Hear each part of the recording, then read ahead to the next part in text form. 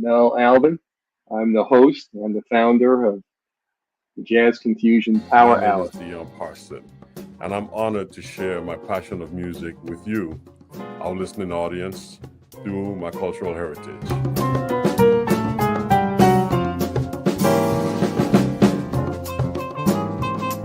Things can change for you too. If you want to be brand new, that is absolutely possible.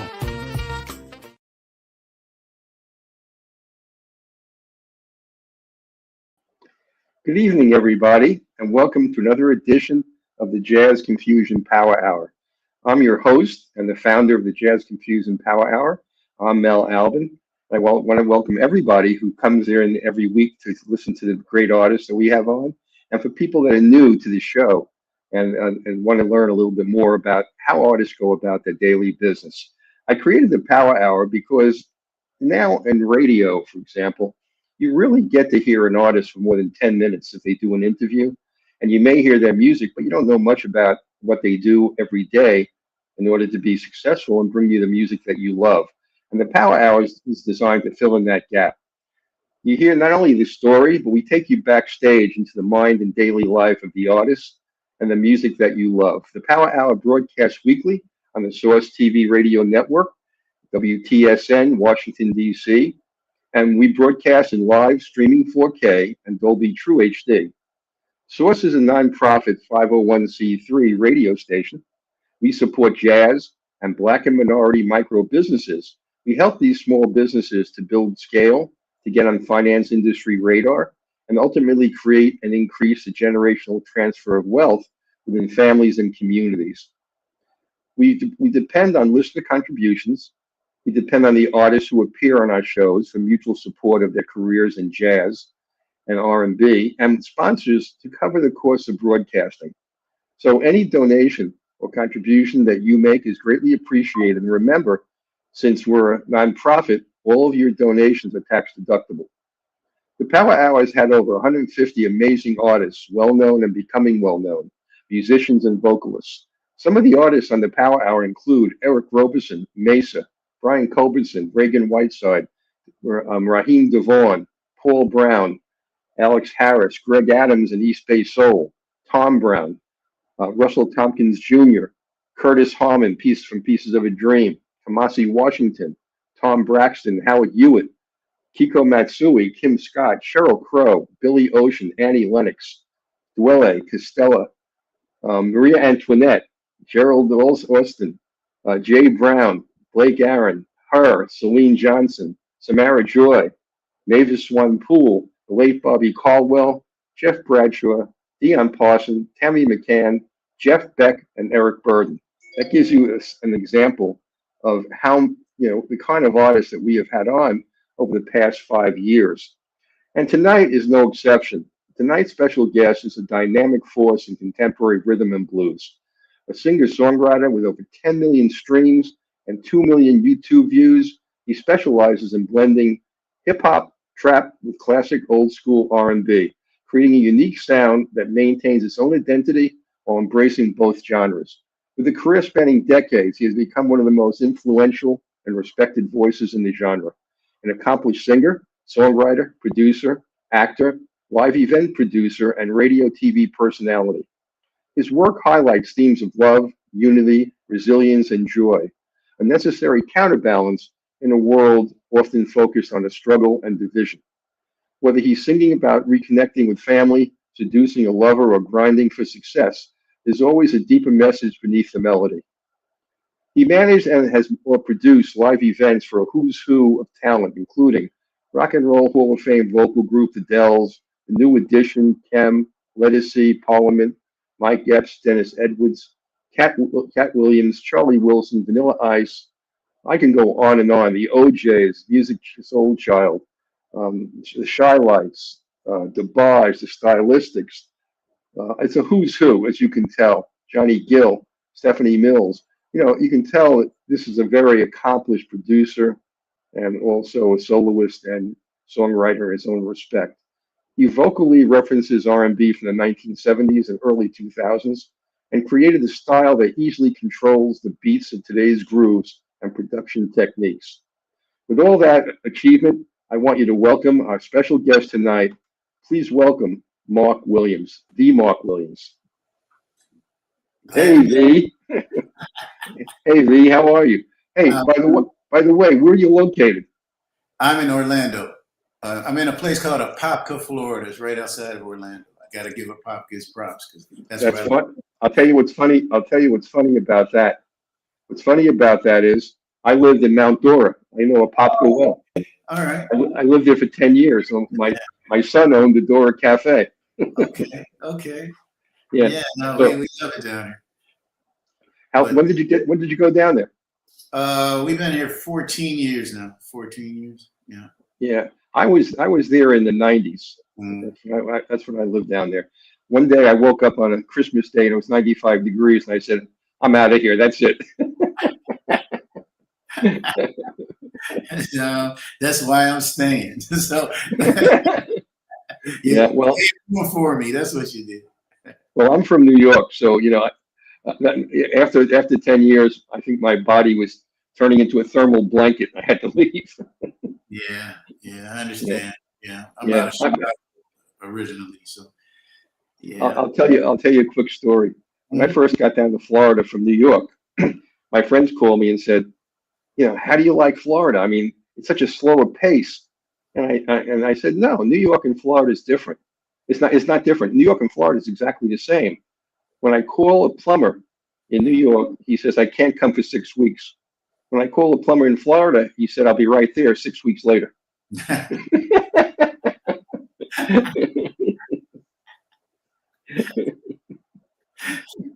Anyway.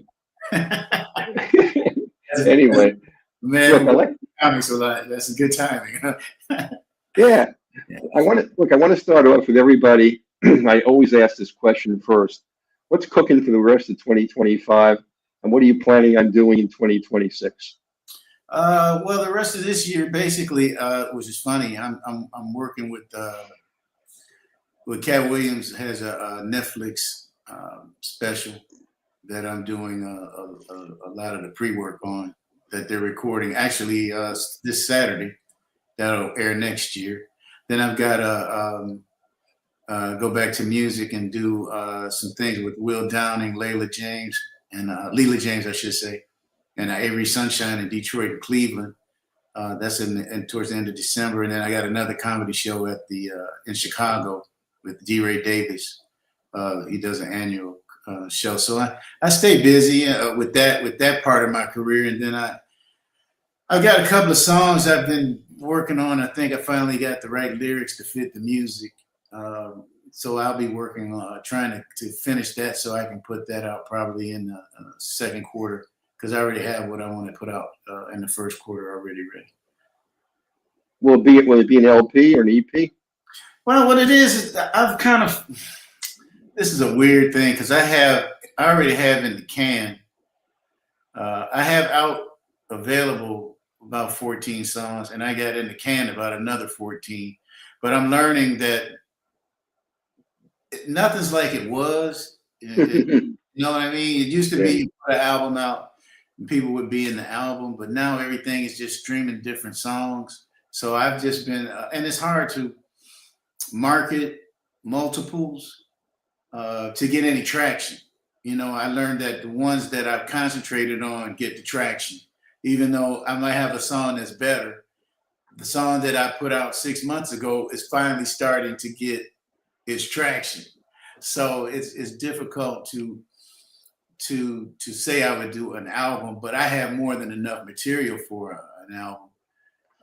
I just see that the way that people consume music, and especially the audience that I find myself in the mix of, which would be like 35 to 54, 35 to 65, they consume the music a lot less than the young people do. Young people, it's just nothing's what it was. Like I said, it used to be where you would look forward to going to the record shop and picking out your music, guessing on somebody being good because so-and-so was playing on it or was the producer or whatever that might be.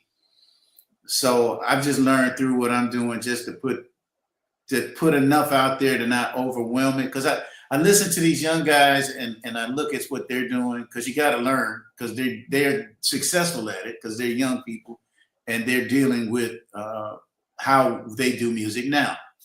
And some of them say, oh, put out a record every 2 weeks or put out a record a month, or everybody's got their different plan. And I guess whatever works for them works for them. But what I find that works for me is to every quarter put something out, and then over a period of time, they seem to catch up.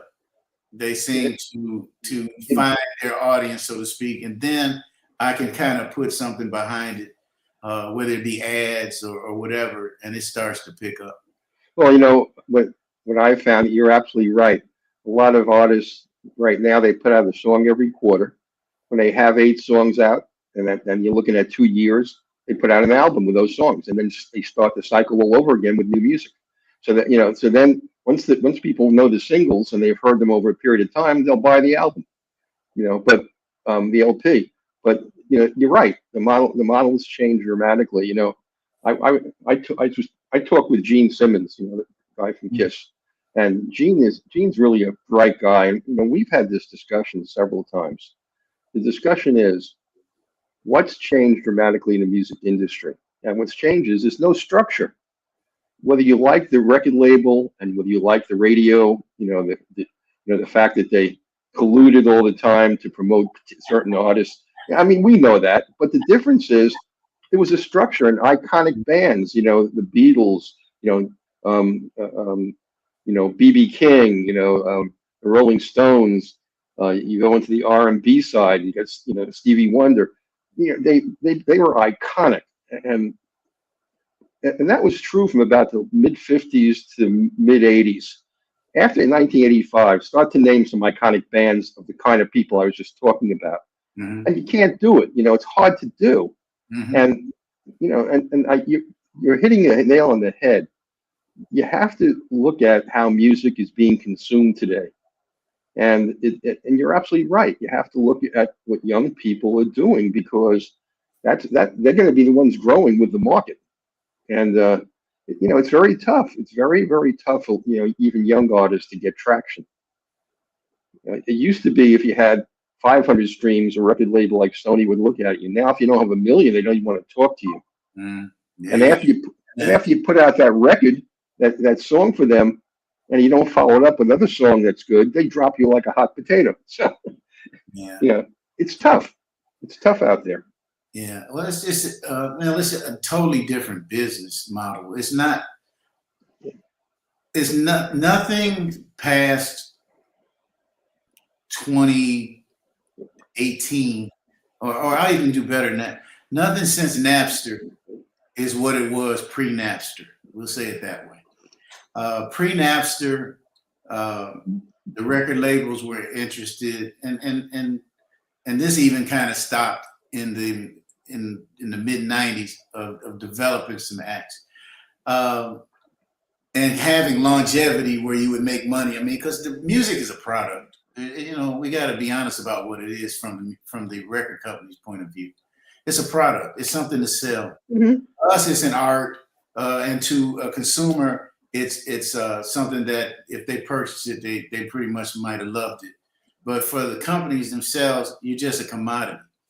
And what they did was, when we got into the era of the producers of the Babyfaces and the Jammin' Lewises and the Teddy Rileys and all of them, they found that they could turn, and Keith Sweat, they could turn over their roster to these producers, and it would guarantee them X amount of dollars were going to come in. They knew that that's right. That's right. You know, they might be on one-hit wonders. They made enough money off the one-hit wonder that they didn't have to really develop a roster as they did in the past, where you had, and I heard some of the people that you named in the intro, where you had, for example, a Stylistics would be with the label and a producer for 10, 15 years or 12 years or whatever it is for a lot of those acts, the Stephanie Mills, the all these different acts. When we got into the era of the Jades and the other acts of that were good, but record companies would like maybe put one record out or album out on them, and they would sell well, but then they wouldn't put another album out because they would have some other collection of acts, and they weren't building the next Supremes or the next Rolling Stone or the next Led Zeppelin. Or That's right. That iconic era is gone. That business part, that picture is gone. Yeah, and the other thing is about the music industry today. Everybody wants the music for free. It's the only industry where you have that. If I spend 2 years writing a book and I finish the book and then everybody wants my book for free and I just put 2 years into it, no way. They're going to pay for the book. Only in the music industry is it okay to take it for free. Yeah. Well, that's the Napster effect. Well, Napster kneecapped, I would say. It kneecapped the entire industry because it caused the young people to not have any value for the music. They didn't go through the going to get a paper route or working at the store, bagging groceries to save up enough money to buy the latest from whoever the generation before Napster was there. So that was once that caught on, it caused a big problem in the industry, and it's hurt all portions of the industry, and it continues to do so now with the Spotify's and the Apple Music. I mean, it's only X amount of places. They'll put you in all the 28, 35 stores, but there's only 4 or 5 places that the people really go in numbers. And that control, with them being owned by the record companies, they have a great percentage of the of Spotify is owned by the majors, or they won't let you have the music. So, well, you see, I think when you talk about Napster, the record industry shot themselves in the foot, because by going to that model, that Napster model, and even though they control a large degree of the money that comes in from streaming, the fact is they destroyed the building iconic bands and musicians who could command thousands and millions of people at their shows. There's only a handful that can do that today. Yeah. And the so the music, don't care if you sell tickets. They all they care about are the records, and they make enough money. It's weird because what you say makes sense. You would think, okay, we build these acts who sell 2 or 3 million albums, and that generates this amount of money.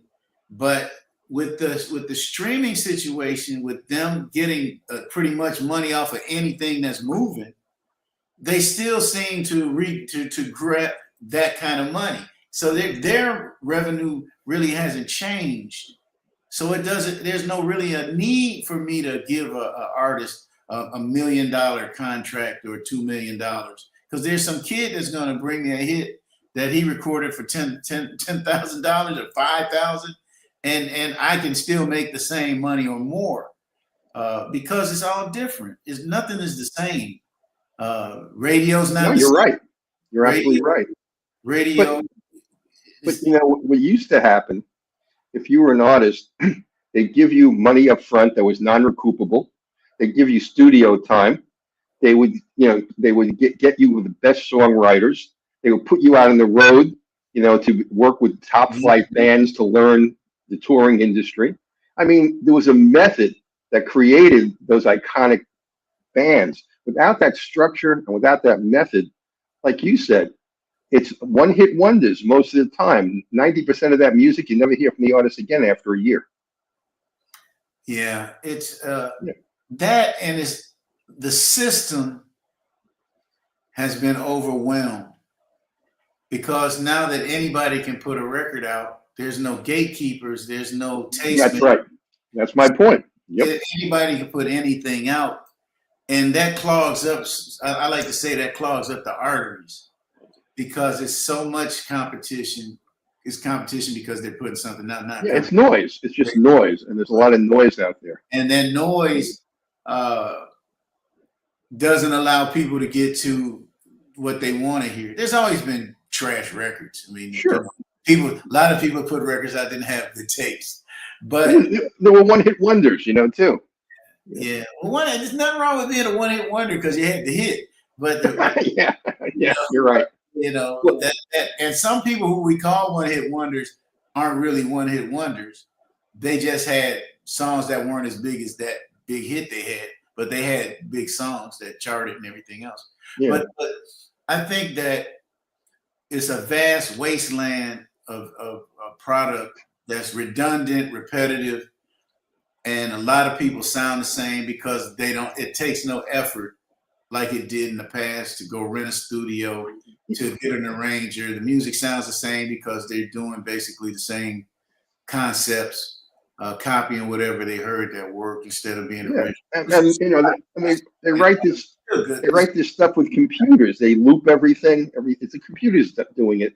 And look, I think this is the conversation I really did want to have with you, and we covered a lot of ground, but I want to get on a little bit more to you and your music now. So tell us a little bit, very briefly, about your childhood, when you came to understand and love music, what kind of music was in your household, and what city were you born in that may have influenced your music. Tell everybody a little bit about that.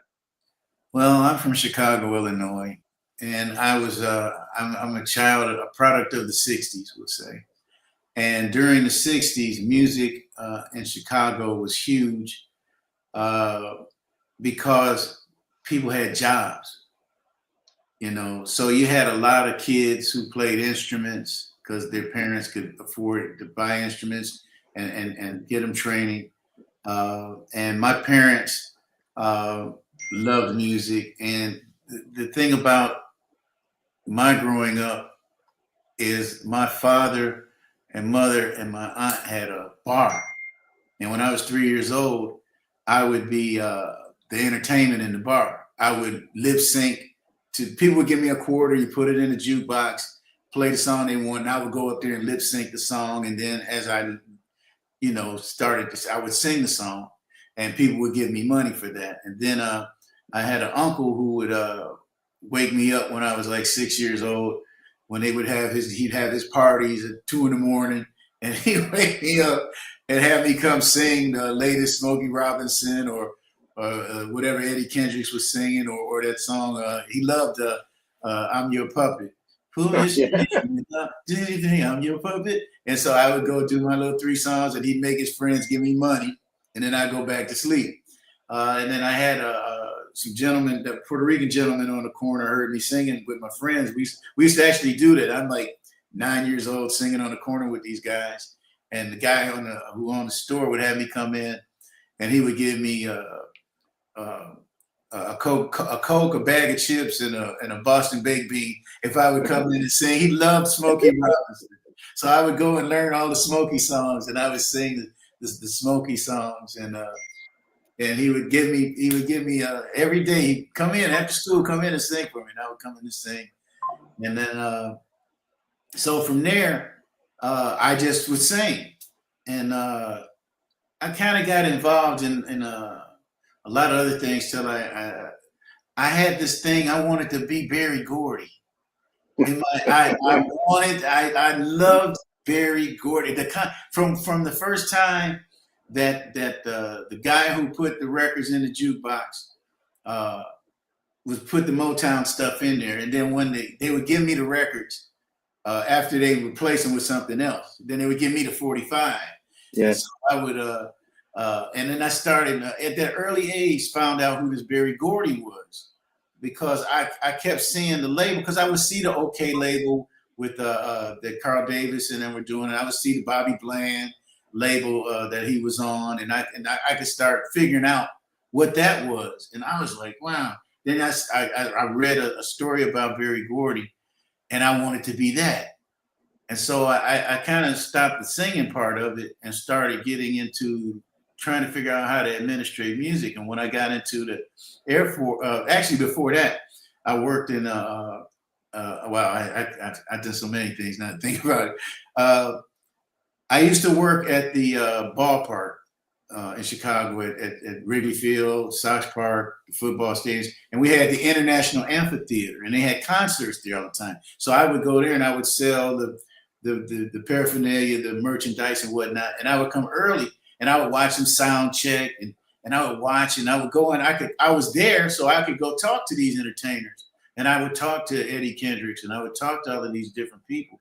Wow. And I picked up so much information through that because I wasn't asking them goofy questions. I was asking them questions about the business. And when I found that people like young people who come across wanting the knowledge and not just trying to find out whatever gossipy thing or whatever it might be. So a lot of people taught me the business about the records and about what goes on behind the scenes of the concerts. And you have to hire this and you have to do that. So when I went to the Air Force, I started throwing concerts in in the different markets I was in. And I got blessed. I brought Red Fox and the Shy Lights over once. Wow. And, Okay.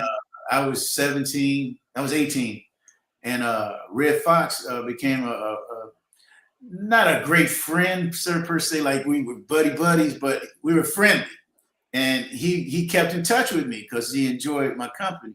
And he did a lot of things for me as I got into television, which was my next thing. But the Shy Lights came, and I built a relationship with Marshall Thompson.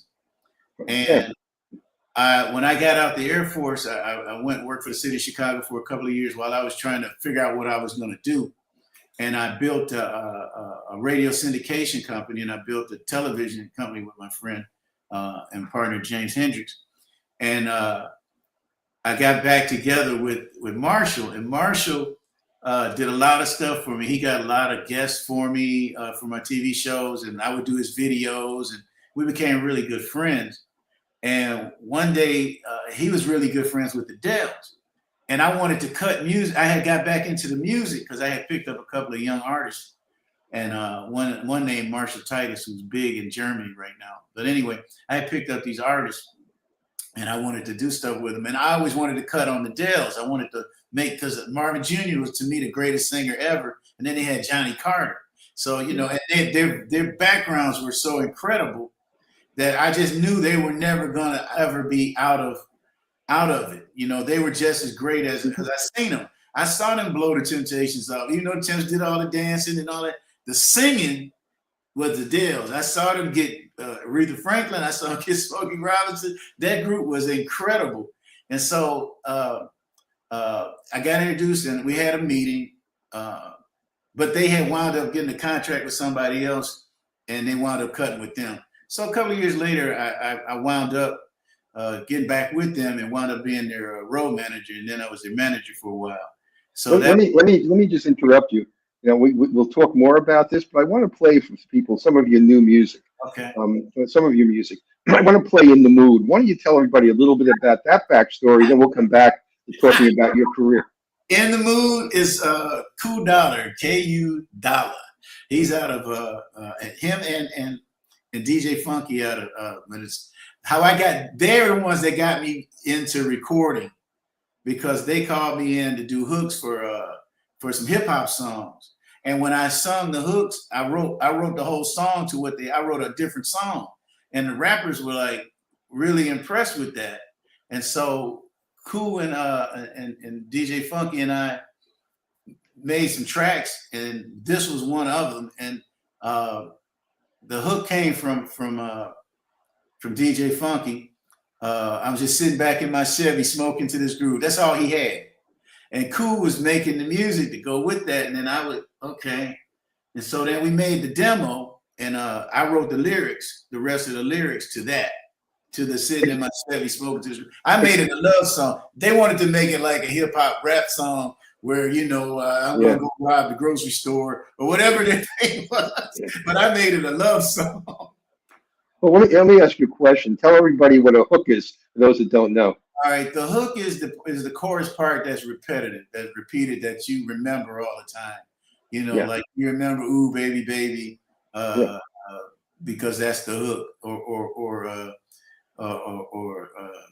"I'm losing, am I losing you, losing you?" I'm just going to older songs because those are some a lot of people would be familiar with. But that's what it is. So sitting in my Chevy, smoking to this groove was the hook that he had. That's all he had. And I just heard a love song in that. And Okay. then who made the track? Let's let people hear it, and then we'll come back and we'll talk some more. This is Mark Williams, and it's a great song. It's called In the Mood. So everybody enjoy In the Mood.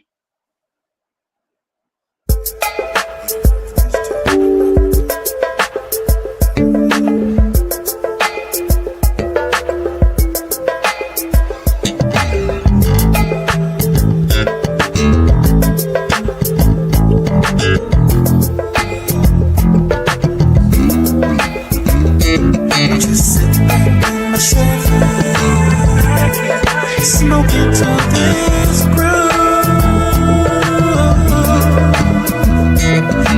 All the right intentions get you in the mood, to get you in the mood. Top down, sun is shining, got spotlights focused on you. My engine is humming, but my mind's on loving you. All day I'm gonna shower all my love on you. Every minute, every hour, this day belongs to you. I'm sitting here in my Chevy. I'm sitting here smoking to this groove. Smoking to this groove. Got all the right intentions to get you in the mood. Get you in the mood. A picnic and a party. We'll have fun, me and you. I'll be kissing you all over before the night is through. You're looking cute and sexy, can't take my eyes off you. Give me inspiration to make sweet love to you. I'm just sitting back in my Chevy. I'm sitting here smoking to this groove. Smoking to this groove. Got all the right intentions. Got all the right intentions. Get you in the mood. Get you in the mood. It's something new, I promise I ain't never did. Come catch a vibe, baby, I hope that you feel it. Top down, I know there's something. I'm just sitting back in my Chevy. I'm sitting here smoking to this groove. Smoking to this groove. I got all the right intentions. Got all the right intentions. Get you in the mood. Get you in the mood. It's something new, I promise I ain't never did. Come catch a vibe, baby, I hope that you feel it. Top down, I know there's something just different. I'm not just anybody, I know you can sense it. I like to wild out so you can be the driver. I want your mind, your heart, let me inside ya. Listen to voice, the music, baby, God ya. It's us against the world, baby, cops and robbers. We in Houston, baby, like the Rockets, we in Houston, baby. No Spike Lee, shoot a movie, baby. Bonnie and Clyde, me and you, look, baby, me and you, look, baby. Anywhere you want, we can go anywhere you want. You like to smoke, I got that D.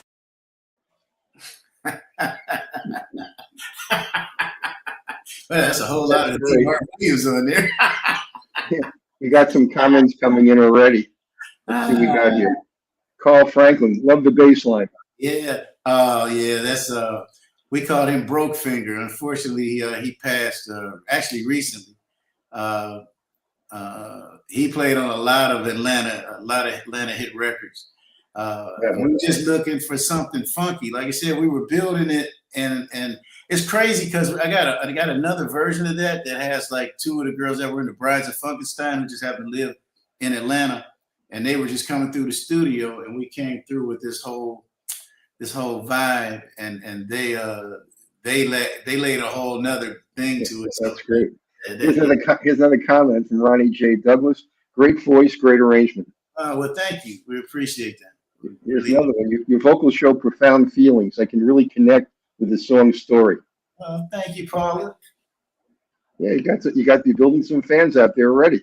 Yeah, well, I love that song. I love that song. I love how all of the songs actually that I have come to life. It's been such a great experience from the management side of things, which I still do. But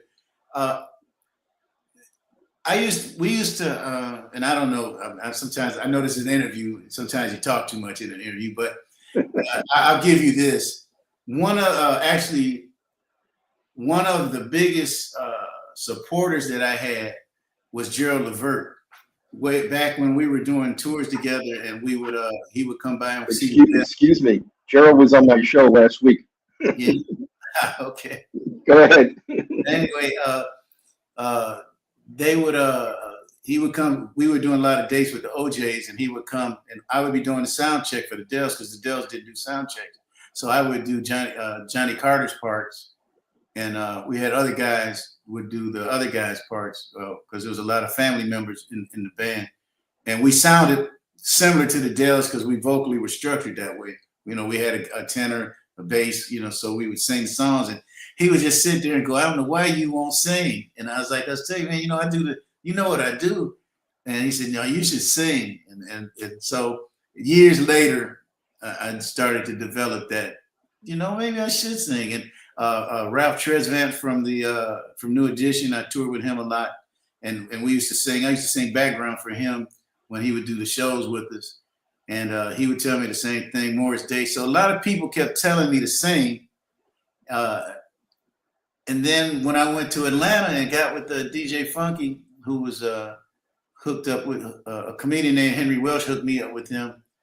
It was magical because he had beats that I could the words just came through me to the paper and to the microphone. And then he brought these young guys in and we just made the songs. And then I took them out to LA and polished them off with, different players. And people seem to like what I do. So I'm pleased with that part of my career coming as it has. Well, you mentioned Eddie Levert, Wolf, and you mentioned the Dells, where you have, a bass and, somebody singing a higher key. And yet that was the same thing he had with Walt Williams.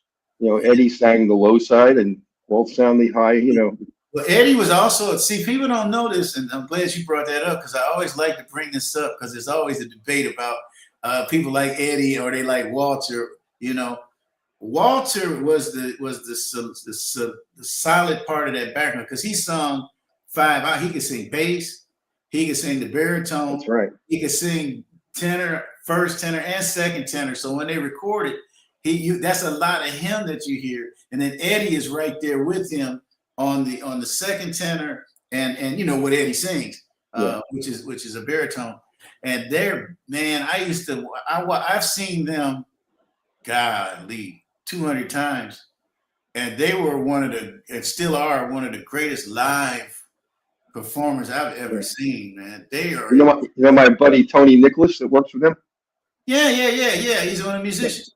Yeah, Tony, and he's right. What? Yeah, he's also a producer and a writer, but he's He worked with Gerald, Eddie's son-in-law. Yeah, that's right. That's right. Good Gerald was a mega talent. What a shame that was. Crazy great. Yeah. Well, let me ask you this question because we need to kind of move on. Mm-hmm. You've appeared and collaborated with many artists, and we were just talking about a whole bunch of them. Mm-hmm. Is there any one collaboration that really had a significant impact on your music? I know you just talked about Eddie Levert. Is there somebody else that really impacted you over the years? Not one. Well, I mean, if I was going to say who impacted my life, it would be Chuck Barksdale of the Dells and Marshall Thompson of the Shy-Lights would be who, if from the musical standpoint, because they taught me the business, and without them, I wouldn't have had a lot of the things that happened to me on the musical side. So vocally and singing wise, man, it's been a million. I mean, I love Harry Ray from Ray Goodman Brown. Russell Tompkins Jr. is a great friend of mine. I used to copy him. Johnny Carter from the Dells, I used to copy him. Smokey, who's always been nice to me. I copied him. Because when you're young, you don't have your own sound. You're trying to find it. Yeah. And those are the guys that I Eddie Kendricks, who gave me one of the greatest interviews. Matter of fact, I see a lot of people cut my interview and stick it in their Eddie Kendricks stuff on YouTube all the time. But he taught me a lot and told me a lot of great things. So there's been a lot of people who I've interacted with because I either was in the studio with them through my television shows or radio stuff, who just taught me. Robert Kubel from Kool and the Gang. You must have come across Gerald Alston and Howard Hewitt. Oh, Gerald Alston was my great friend. People do not understand how great a singer he is. It makes it so easy. That man. They were both on my show too. Both of those guys. Yeah. It's been some great people, and he's another, if I want to call him a mentor type. See, I've been blessed because I've done two things. Some of those guys made me money, and I made them money. So that's the way it works. Let's talk about. Let's go to another one of your songs. Yeah. I want to play "Money in the Bank." Why don't you tell everybody a little bit about that one? Money in the Bank. You're just talking about that, so let's play this up. Let's do it. Tell everybody a little bit about it. Money in the Bank was a track that I got from a gentleman named Andre Gray. He's out of Detroit. He lives in California now, but he had this track, and I asked him to, he was playing in his studio one day. I was in the studio. He's just playing songs. And I was like, what you gonna do with that? He said, I can't think of nothing for that. So I said, hey, can I have a track? And if I can write something, can I put it out? And he's like, sure, let's do it. So I listened to the song, and it was just it was a happy, the music's really happy. And I was like, what can I write? What would make people happy? And as always, what happens with that type of question, when I throw it out in the atmosphere, somehow the spirits bring it to me. And everybody wants to have money in the bank, gas in their tank, and the bill collector's never ringing their phone. My credit score is high, and that's the reason why I'm feeling good. And I came up with that, and I was like, okay, so now I got the hook, but what is the story? Because you can have a great hook, but if your story sucks, nobody cares. That's right. So I wrote the story. The first line is, hello, Monday morning. It's good to see you again. But most people, Monday morning, I got to get up and go to work. Yeah. So right off the bat, I'm sure I'm so happy. I don't care that it's Monday. I'm going out here and do what I do. And it talks about, taking care of my kids and me and my wife making plans and just trying to have a great life. And the funny thing is, I close my show with that song because I tour. We'll talk about that later. But I tour, and I have 8,000 people singing "Money in the Bank," and it's funny because they never heard it before. But by the time I get to it, the last time I'm going to say it, they're singing along with it because they hear the lyrics and it strikes them. I love this song. Well, let's go ahead and play it. Let's play it for everybody. This is "Money in the Bank." Yeah, let them get from it. Picking that one makes me happy. Okay, good. And this is a great song by our artist tonight, Mark Williams. So here's "Money in the Bank."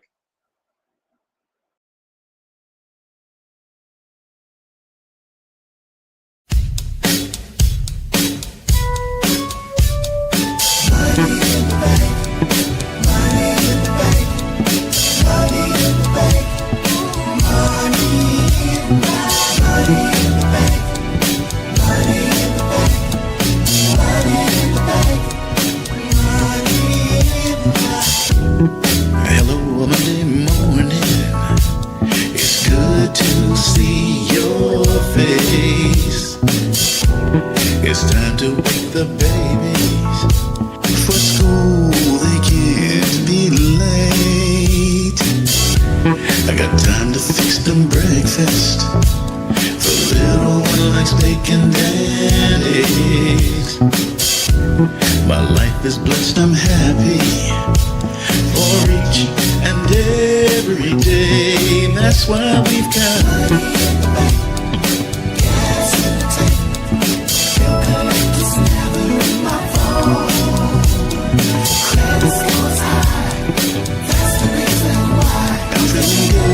I'm feeling good. I'm walking with my lady. The two of us such as a walking hand in hand. No ifs, no buts, no maybes. We're working on our plan. We never waste our dollars. We never throw our money away. We're always putting something away for a rainy day. That's why we've got money in the bank. Yes, I do. Gas in the tank. Hold on. Your collector's never in my phone. No.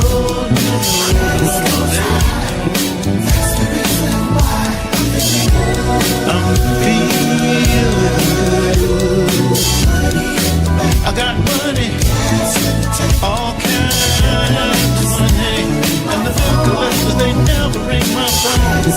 No. And I'm feeling good.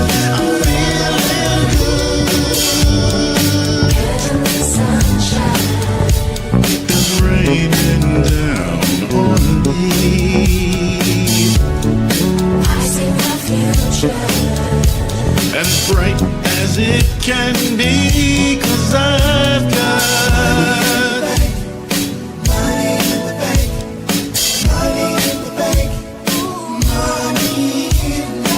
money in the bank, money in the bank, money in the bank, money in the bank. I got money, all kinds of money. Why there's money? And the bill collectors, they never ring my phone.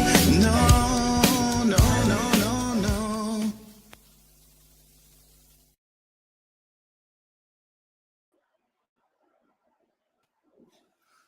That's great.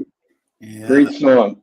Let me pull up a couple more comments that you got.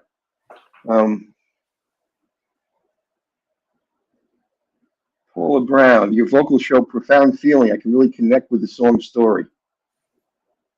Hey, Paula.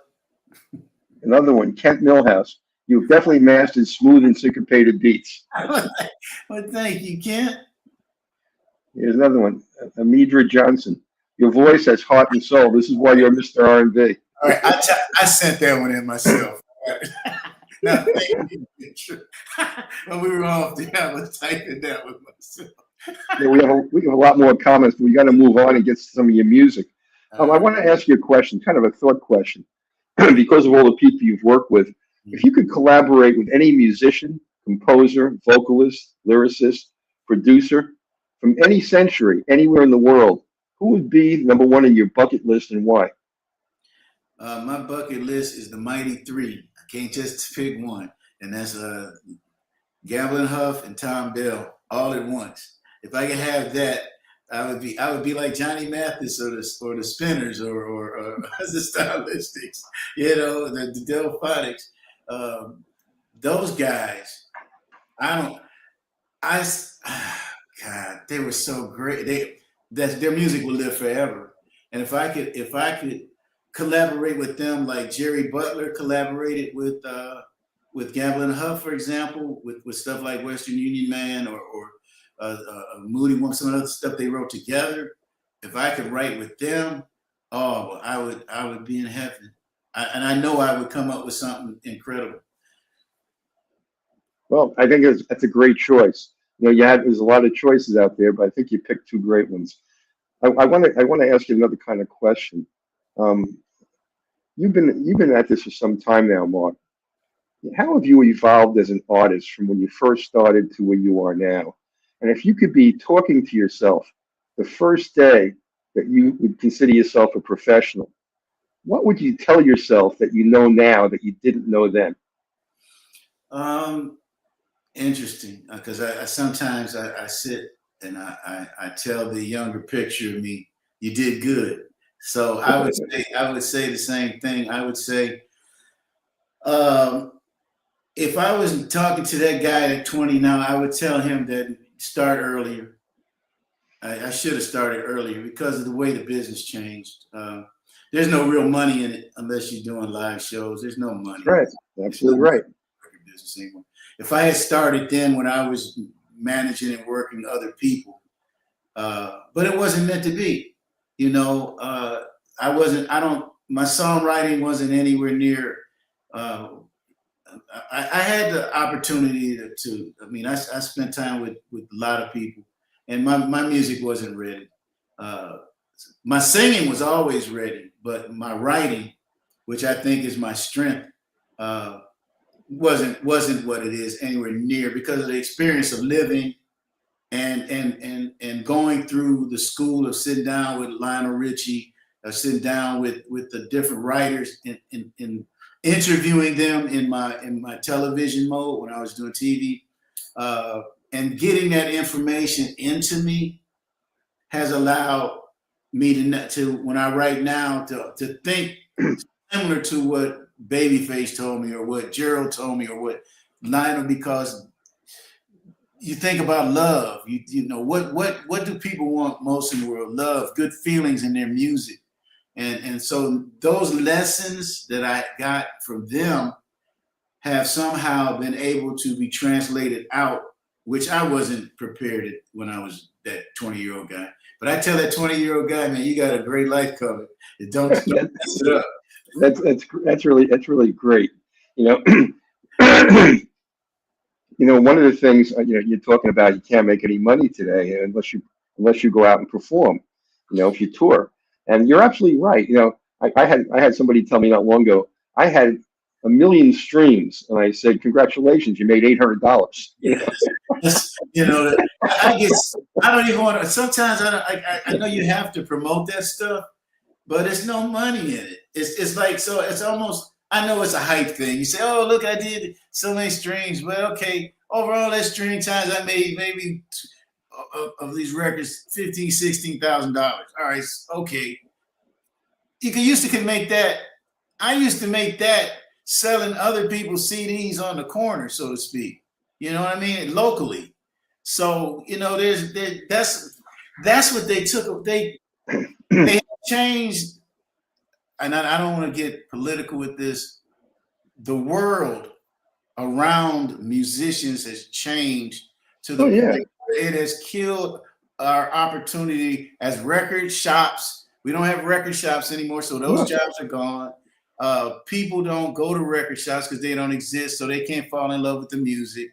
How about album covers, the artwork that used to be so important? People would spend $10,000, $12,000, $20,000, $30,000 on an album cover. Yeah, exactly. To get it perfect for people to consume it. To make sure that you got the drip, all the players on the records, and to be honest, the young people now, see, we at least had that. We had that. They will never have that. That part of there doesn't exist. It's like they don't have to remember using the phone in the hallway or your mom picking up the other line while you're on talking to your girl. Mark, one of or any of that. They have none of that. One of the things I tell a lot of artists who tell me they have 1 million streams, I say, look, what you need is what I call the 1,000 fan base model. If you can be interactive with your fan base, and you can get 1,000 fans to pay you $10 each a month, you just made $120,000 a year. Mm-hmm. Now, how many streams do you have to make $120,000 a year? And I tell them, your model is wrong. Your model has to be touring and cultivating a fan base that's loyal. And you don't need a lot of people. You don't need the million. You need 1,000 fans total to make $120,000 a year. And the young people just don't think about when they get into this industry. It can't be a hobby. You can't have 2 other jobs and do this on the side. So how do you make money? And no one's teaching them. Like a simple thing like. Cultivating 1,000 fans, and you have to work at that and be interactive with them. And look, what you're hitting on is a problem. You can't be a full-time musician today. It's almost impossible. and it affects the music quality and affects the industry. But before we run out of time, I want to play "It's Time for a Family Reunion." All right. Well, Why don't you tell us about that? Family Reunion is another song I got from Cool Dollar. Cool is out of Atlanta, great producer, musician. Once again, I'm in the studio, and he's playing this track. He's playing a bunch of tracks, and that one popped out. And I asked him, "Hey man, if I write something to this, can we do something?" And so I took it home, and I couldn't think of anything. And then I started saying, we need a song that, once again, another happy song. I got plenty of love songs. I got a lot of dance songs. We need a happy song. And the family reunion thing just, once again, comes down through the spirits, and it hit me. And I just had this time to have a family reunion, and I had nothing else. And so then I kept repeating it over and play it, and I record and I play it. And then another words would come. Come on, come on. There's no need to share with you. I said, okay, so now I got a story here. And then I just started, and I fleshed out the story, which is, once again, it's just a story that inspired people to get together with their family members and keep their heritage and culture going within the family. And people seem to like this song. So I hope that the audience picks up on what I'm saying. Well, it's a good song for the holiday season, that's for sure, when people get together. So I want to play "It's Time for a Family Reunion" now by Mark Williams. Here it goes.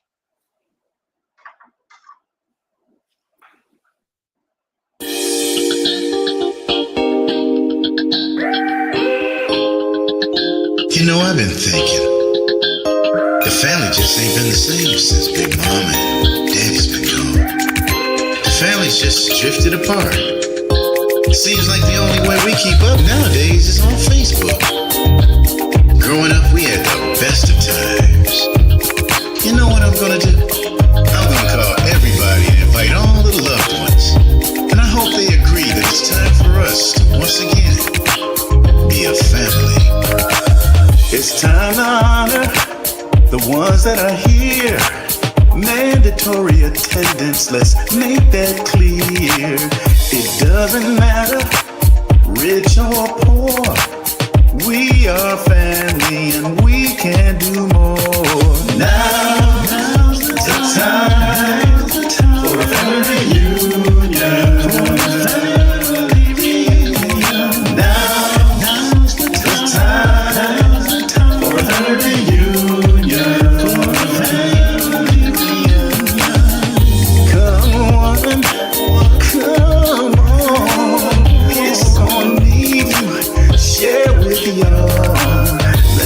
Together as a family, bring cousin Deborah and Uncle Lee. We'll share memories for young and old. We'll teach our babies to be proud of who they are. Let's join together and make big plans. Those aren't doing well, let's lend them a hand. We'll make Papa oh so proud, loving each other and keeping his name strong. Time to have a family reunion, family reunion. Time to have a family reunion, family reunion. Yeah. Time, now's the time, a family reunion. I got so many great memories. I know you remember when Uncle John dropped the turkey and the dogs. We were all trying to get to the turkey. Oh, that's when I learned about that 5-second rule right then and there. And I know that you remember when Daddy worked so hard. He fell asleep and fell face first into the potato salad. And I'm gonna be honest with you, we ate the potato salad because Mama sure could cook. Oh, but I want to tell you, somebody who couldn't cook, that was Aunt Mary. Aunt Mary could cook. licks until I didn't know what she was speaking. Was it macaroni and cheese or macaroni and sawdust? But Uncle Willie sure did love her, and he ate all her food. So that's what I missed. I missed those people, and I loved them so. And I wish they were all here. And let's just do this. Let's have a great time. Have a family reunion. Now's the time for a family reunion. A family reunion.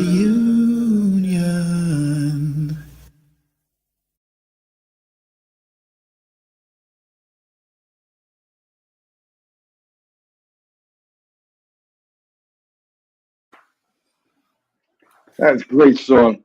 Oh, Really terrific. You got some more comments? We'll do these, and then we're gonna have to play the last song and kind of wrap up.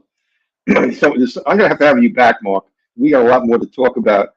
So maybe when you put down some new music early in next year, keep in contact with me, and we'll have you back on because there's a lot more I want to talk about your career. Being here now, but I'll certainly be there in the future if you let me. Oh, definitely. Here's one. Lacey Kellogg, to be honest, I didn't know you before tonight, but you were a great vocalist. You paint a picture and tell a story with your voice. Oh, thank you, Lacey. Yeah, I appreciate you. That's so kind.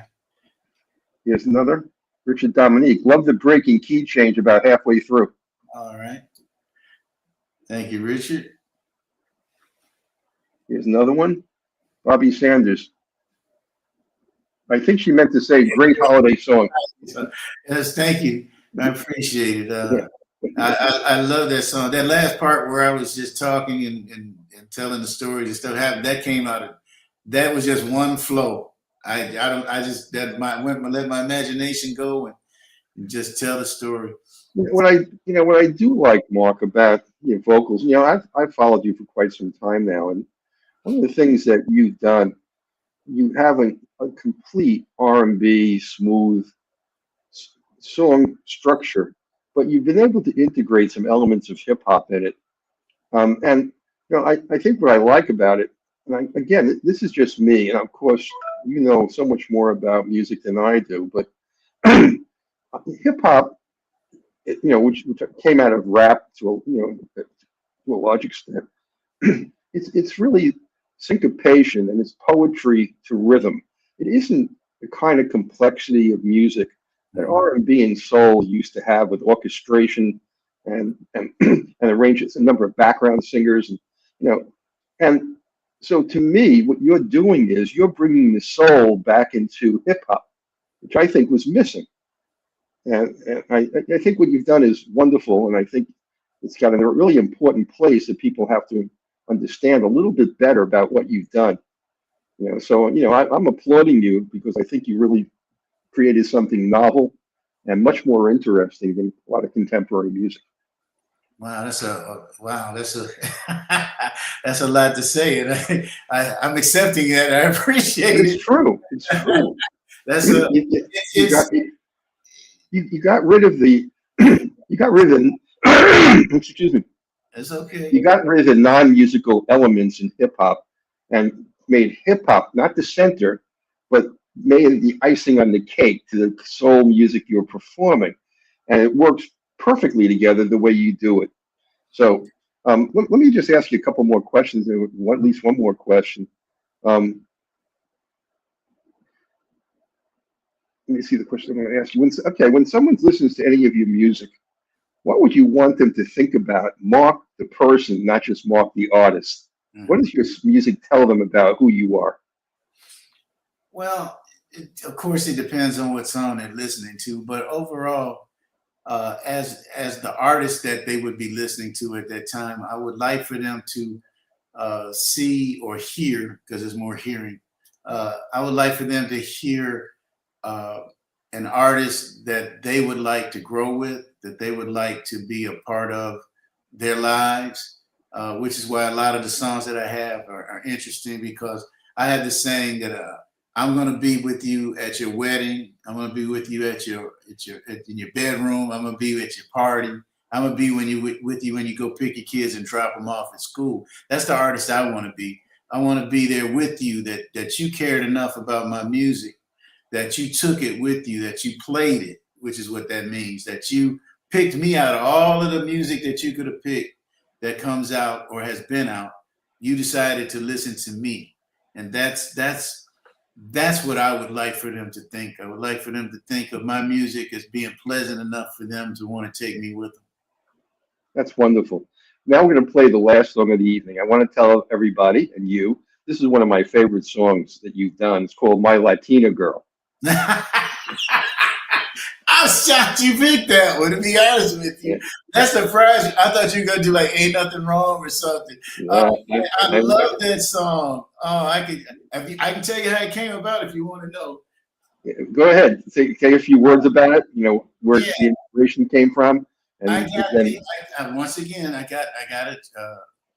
I've been blessed. People send me, you know, different tracks or beats as they call them. I like to call them tracks, but they send me different beats, and a lot of them aren't complete. They have the thought of something, but it's not totally complete. So I'll take them in the studio and add a lot of instruments. Like on this, I added all of the guitars. I've got 4 guitar players playing on this song because they all had different feel of the for the music.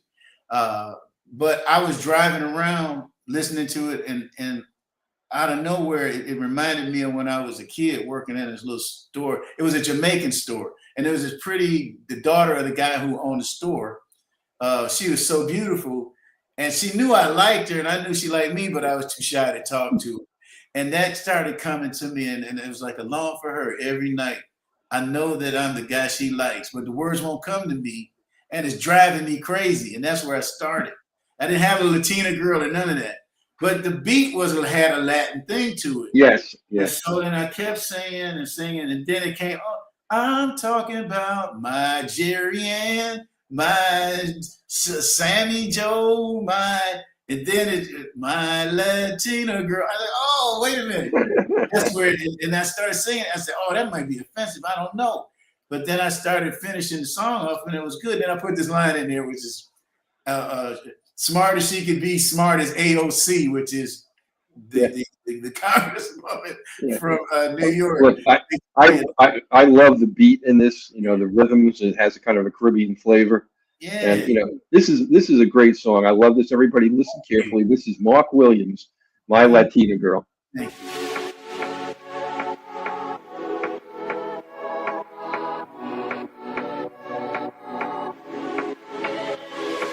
I long for her every night. I know that I'm the guy she likes, but the words won't come to me, and it's driving me crazy. I gotta look in my heart. The words are there, but they won't come out. God, please make her see.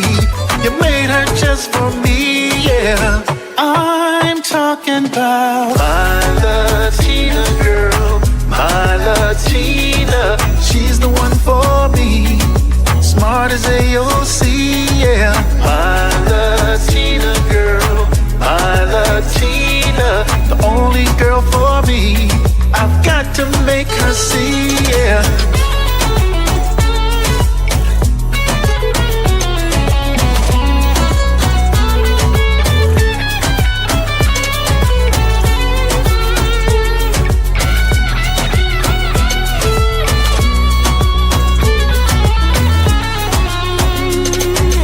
My Latina girl, my Latina, my Latina girl, my Latina. There she is, she looks so nice. Tonight has got to be the night. No, I won't pretend. I wanna be her man. I don't have to think about it twice. We go together like a peas and rice. Tonight I'll make her see she's the only one for me, yeah. I'm talking about my Latina girl, my Latina. She's the one for me. I've got to make her see. My Latina girl, my Latina. Sweet as she can be, smart like AOC, yeah.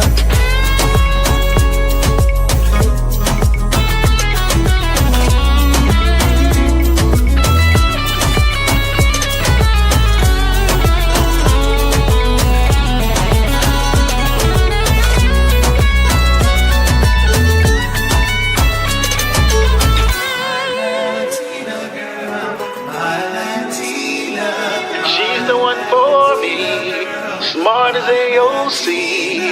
My Latina girl, my Latina. Smart as she can be, she's the only one for me, yeah. My Latina girl. She didn't think about it twice. We go together like beans and rice. I think I made her see the man for her is me, yeah. My Latina girl, my Latina. God has made her see she's the only one for me. My Latina girl, my Latina. So glad she can see the man for her is me, yeah. My Latina girl, my Latina. Sweet as she can be, smart as AOC, yeah.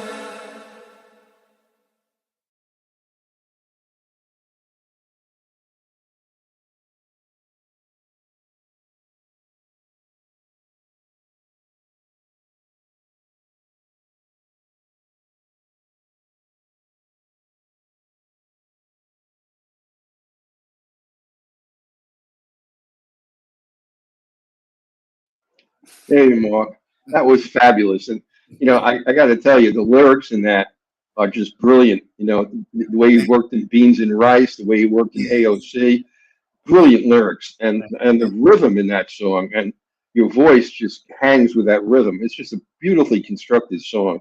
I love that. I just got to get the dancing together. The dancing is the problem. I don't know who the dancer was, but she can move, man. Yeah, she is incredible. Definitely nice. She did her thing.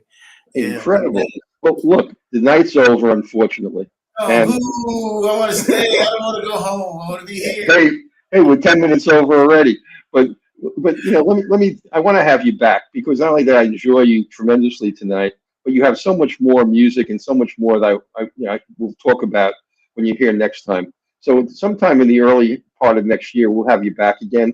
Bring some of your new music, and we'll play that for everybody. Well, I appreciate that. I enjoyed myself thoroughly, and you strained my brain, had made me think. Now I had to think about the music. I'd like this to be a different kind of interview, where it's up close and personal, and we just have fun, just talking with each other. Well, thank you. I appreciate your knowledge. Like I said, it had to make me think for a minute. Well, look, you enjoy the holiday season. If you want to hang around for a few minutes after the show, we can chat if you have the time. Sure, I'm good. Great. Okay. Well, that was Mark Williams. Good night, Mark, and thanks once again. Thank you, everybody, for the nice comments. I appreciate them not putting the bad ones up. I didn't put those up.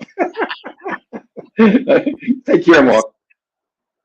Well, that was Mark Williams. I really enjoyed my evening with him. It was just wonderful. And he's such a talented person, and his music has such variety in terms of structure, the tonal quality of his voice. It's just a wonderful evening. So next week is Thanksgiving, so we won't have a show next week. I'm going to be doing the big turkey, so we'll be back the week after, and we're coming back with another great artist for you, like we bring you every week. It'll be Will Downing. We're gonna have, excuse me, everybody. We're gonna have Will Downing on our show, and most of you know who he is. So again, I want to say good night to everybody. Have a great holiday, and I'll see you again very soon.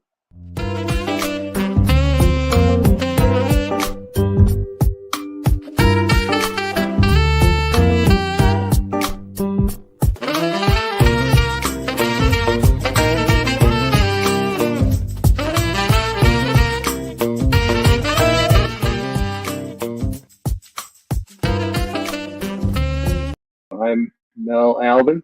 I'm the host and the founder of the Jazz Confusion Power Hour. And I'm honored to share my passion of music with you, our listening audience, through my cultural heritage.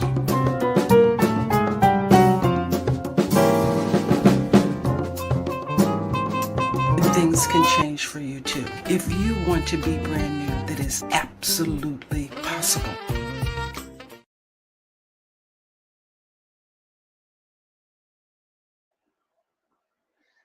Let me bring my friend Mark back. Mark, That was fun.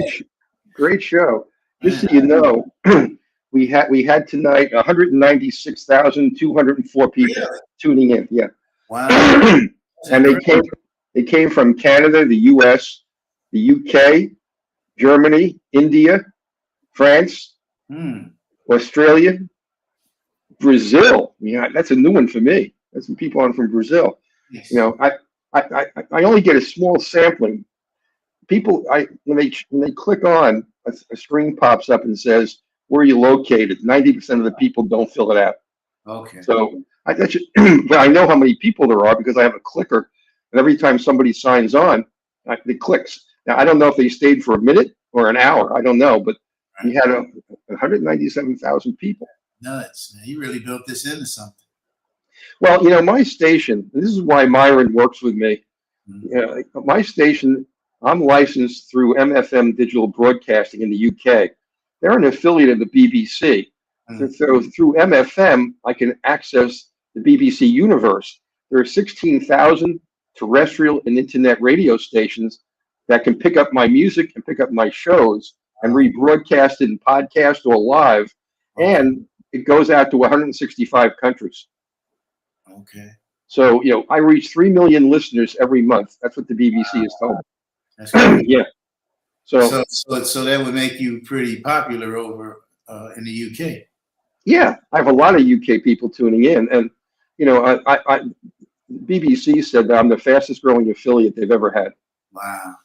And, you know, and I have all different shows on my station. I got talk shows, I have music shows. I'm starting in February with somebody I mentioned to you. His name's Bob Cutarella. He's going to be doing a songwriting contest. And Mm. he's going to have people send songs in. He'll pick two and he'll work with them during the show to help to create a better song.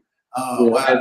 And then the following week, we'll play those songs and bring on two new artists. At the end of 3 months, we'll pick the top 5 and we'll have a runoff. And Bob will have at least 3 or 4 very well-known artists, and they'll pick the winner.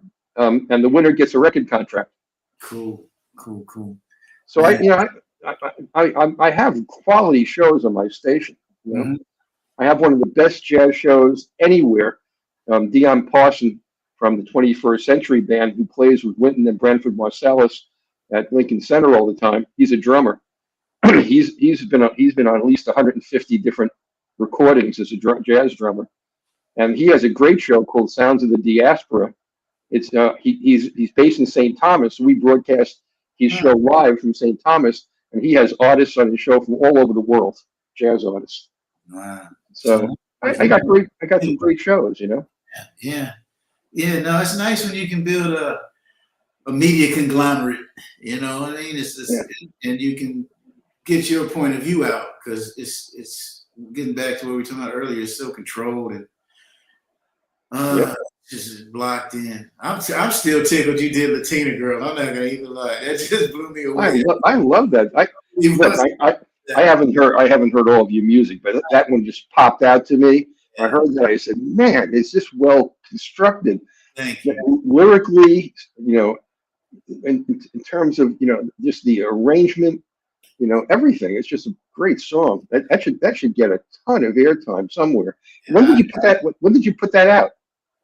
About 2 years ago, 2 or 3 years ago. I've made different mixes on it since then. Though I've got like a reggaeton mix that's picked up some steam, and but none of them do what you want them to do. You know what I mean? If you don't have the money to push them out there like they deserve, no, it's hard. It's what it is. I just get the thrill. This is what I say. Like I tour right now.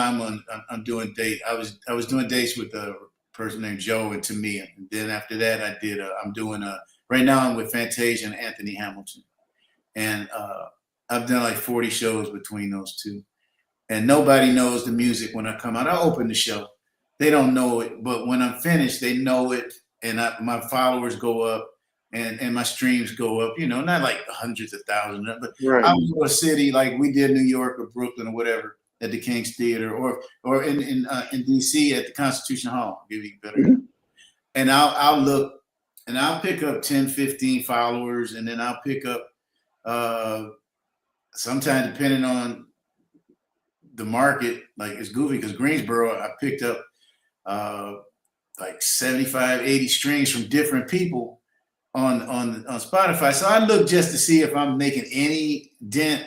And as long as I see that I'm doing that, I know that I'm doing the right thing, because it's all repetition. Because I don't think anybody, and I'm not saying this from the standpoint of bragging or anything, but the only difference between me and anybody else that's a star, will say that if I'm on the show with a star, is that they know their songs. But they're not. Well, I got to tell you something that some artists that I know, they've been touring and going on gigs.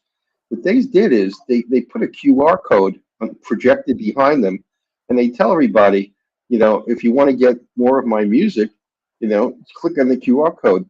When they put the QR code up, they get a few hundred people at a concert who click on it. And I would take that and run with it. Yeah, it's simple. You just put up a QR. They use their phone. They take a picture, and bam, they're on your site. Yeah, I'll do that. Yeah, you get a lot more people that way. Yeah, it's actually easier now that you mentioned it. So yeah, definitely, it makes sense. Let me ask you another question too.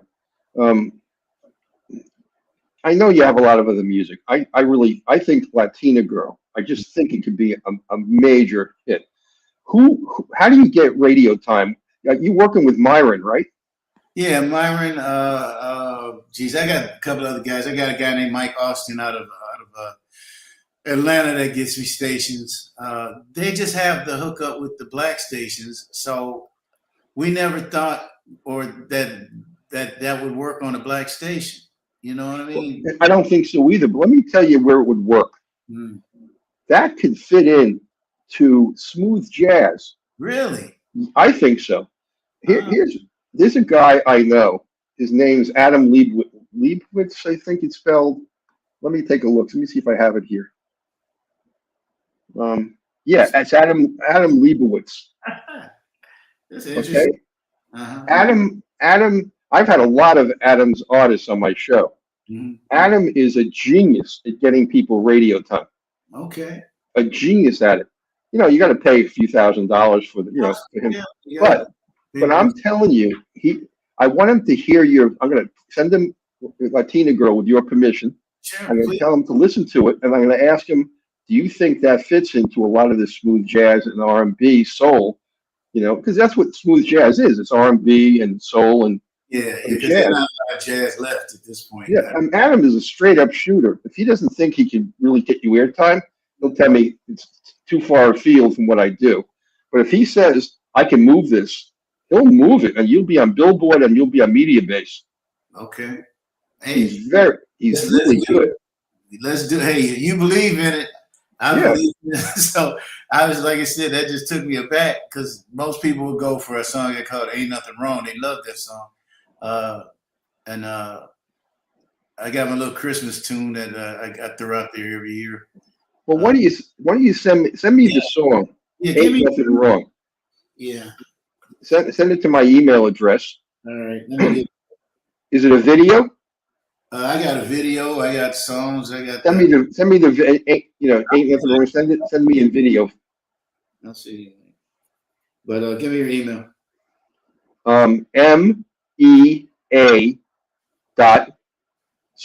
SORC radio@gmail. And I'll send you the Latina Girls as well. I'll send you 2 mixes of that.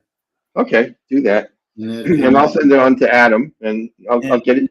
If Adam says he can move it, I suggest you work with him. Let's go for it. I appreciate the thought. Now, my other question is, I heard you just told me who you're gigging with. Do you want to do any more gigging? All the time. Okay. My situation is this.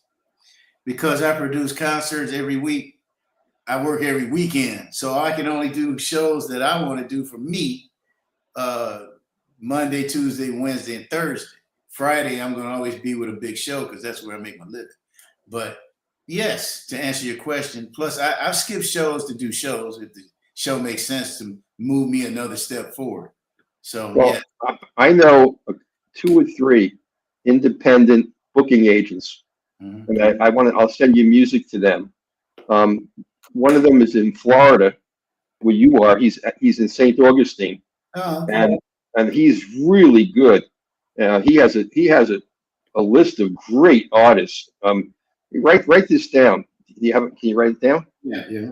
Go to Sovibe, SOVIBE, SoVibeEntertainment.com. Okay. Take a look, see if it's a good fit. If not, I know other booking agents. But the reason I thought of him, he's in Florida, and he's not far from you. He's really, really good. He's a jazz musician and a songwriter. In fact, he's a guitar player. In fact, he played with Manuel Santana when he was a young guy. Okay. And he about 5 years ago, he had the #1 hit on the Hot 100 jazz songs. It was #1 for 56 straight weeks. Dang. Yeah. That's crazy. But what he did is he used to tour all the time. So he had all these contacts with talent buyers, booking agents, venues, and people kept asking him, "Could you help me get a gig?" So he started this business, and he's really good at it. And he gets people booked pretty regularly. That's funny how life is. It turns, it just twists and turns, man. Yeah. Do you have an EPK? I got some stuff I can throw together. Yeah, I'll put something together for him. Well, here's what I found again, and this is what is really helpful. This guy's name is Ellis White, but Ellis needs an EPK, a good one that's hard hitting, that isn't wordy, and I can send you some samples of the kind of EPKs that are really effective, and the artist Ellis can open the door. He knows all the venues, all the talent buyers, but once he opens the door, you got to walk through with something. And they get sometimes 200-300 EPKs a week. So yours has to really pop. Yeah, so I'll send.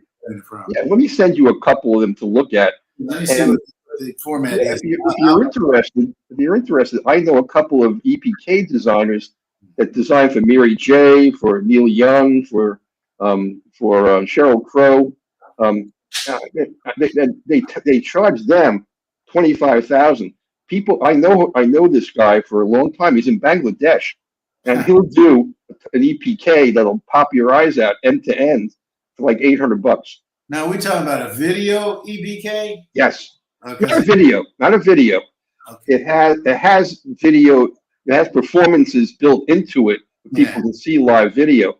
But what does a talent buyer want when they open an EPK?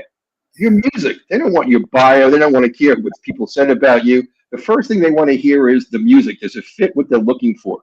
All right. So he's very good at structuring the EPK, and it's not really wordy. It's. I'll show you a few. Let me show you what he does, and then you make the decision. But I can hook you up with some people if you want to broaden your performance career. Let's do it, man. Look, this. I ain't ashamed to say it, man.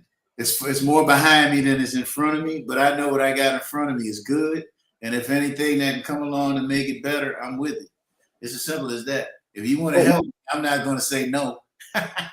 Well, look, I have no axe to grind. I don't charge you for any of this. I don't get kickbacks. My station gets what makes my station so good is what I do for artists. And if it's a nonprofit. If artists want to donate to my station, fine. They don't have to, but I don't charge for this, and I have huge access in the music industry. So I can be a hookup guy. I can hook you up with a lot of different kinds of people. All right. Well, let me follow through on what you originally gave me. Get me one of those EBKs so I see what they look like, so I can get the source material together. Well, Mark, now that you have my email address, just send me an email and say hello, and I'll attach 3 or 4 links for you to see some of these EPKs. Do you know the guy that started Tower of Power, Greg Adams? Yeah, I'm familiar with them.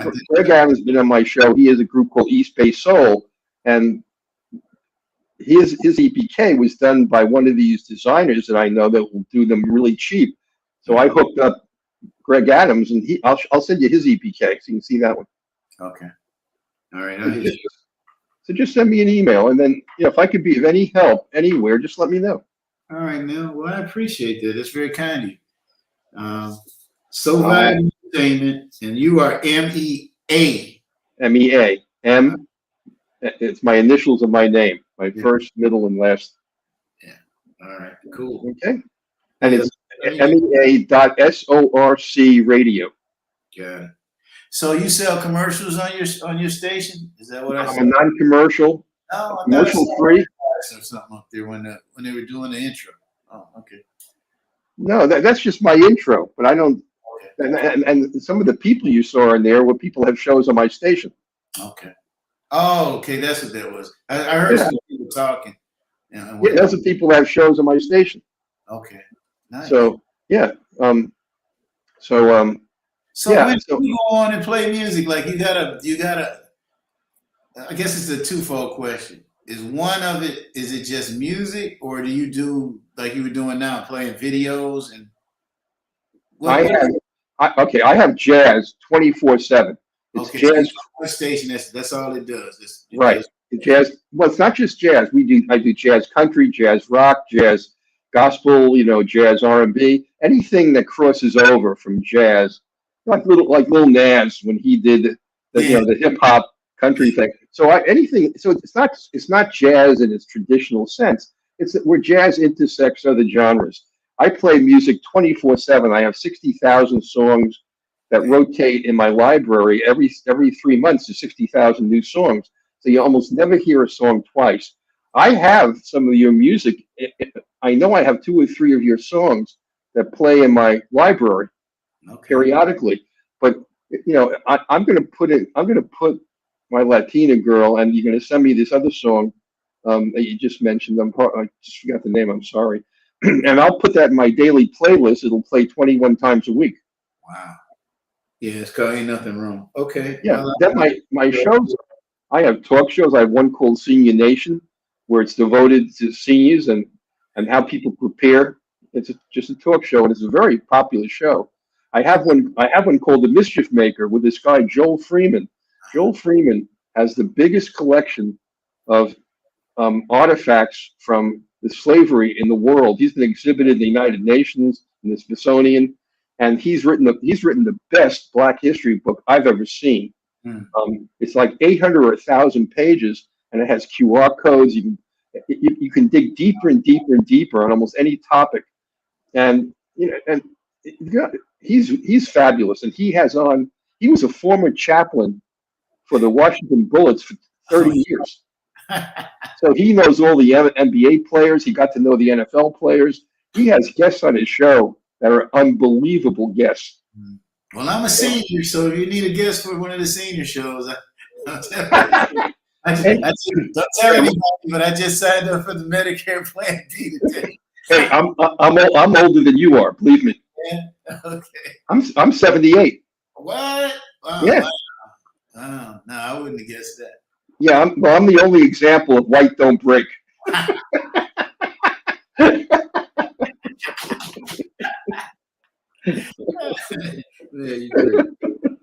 funny too. Well, all right. You gave me the assignment. Like I said, once again, I appreciate the songs that you picked, and I also appreciate the questions you asked. They were very thought-provoking, and they allowed me to express some things that I want to say. A lot of times the questions are goofy. So, yeah, I want people to know how you think about the music industry, how you think about your own music, how you create the music. What kinds of things in your music career made you unique, or gave you an important edge. It's just a different kind of a show than other music shows when they interview artists. So I love what I do. Anyway, I got to run. I'm going to email me, and I'll send you. I'm going to send me the link for this, so that for what we just did, so that I can use it and promote it to other people. So do you want me to send it to you as an MP4? I can just download it if you want.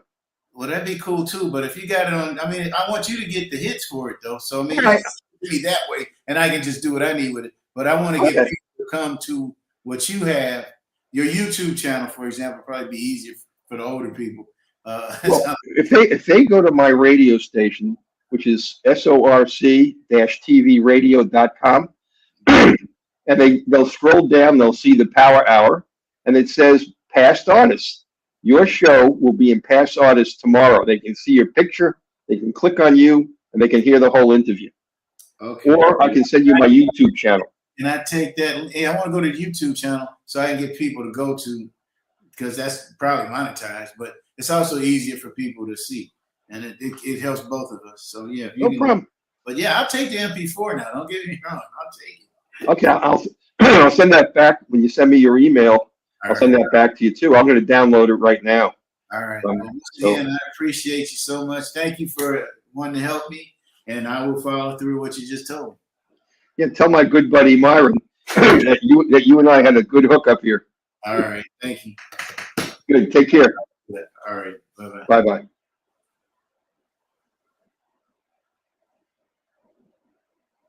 I don't know how to cut nothing off. This is like the phone. I don't know what to do.